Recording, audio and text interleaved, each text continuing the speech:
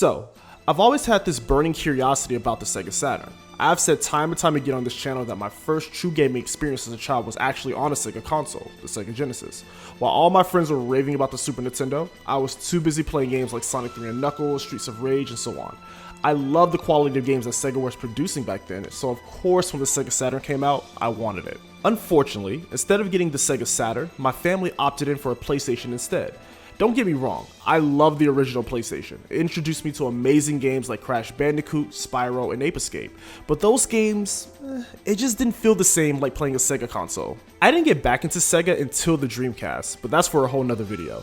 The Sega Saturn has always been that console I never got to truly experience. From what I've seen, the Saturn had a very complex architecture and was difficult to develop for, but it was a 2D powerhouse that was delivering damn near perfect arcade ports of popular fighting games. And when I think of the Saturn, 3 games come to mind. The first game is Nice Into Dreams, which some of you know is one of my favorite games of all time. Sonic R, which was a decent game but had an amazing soundtrack, and Panzer Dragoon, which always looked like a fun time. I was always curious about the Panzer Dragoon series as a whole, so now that we have a newly released remake on the Switch, now's the perfect time to jump in. So starting with the overall plot of the game, I'll make this quick. In a distant future, there is a war between humans and weapons controlled by an empire. The game starts us by watching our main hero hunting some scorpion-like creatures. He stumbles across this ruin and runs into an ancient creature while there. The creature attacks him, but suddenly a blue dragon and his rider emerges, crushing the creature. Soon after, a black dragon, later on known as the prototype dragon, shoots the rider off the blue dragon.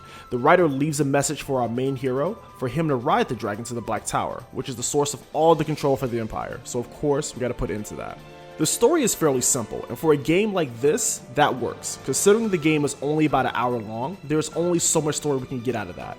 I hear the sequels kinda expand upon this, so if you guys played any of the future games, drop a comment and let me know if they're worth a look. In terms of gameplay, Panzer Dragoon is an on-rail shooter with very interesting mechanics. The player spends the game aiming, shooting, and dodging incoming threats, but what makes this interesting is that the player can switch perspectives during gameplay by hitting the side buttons.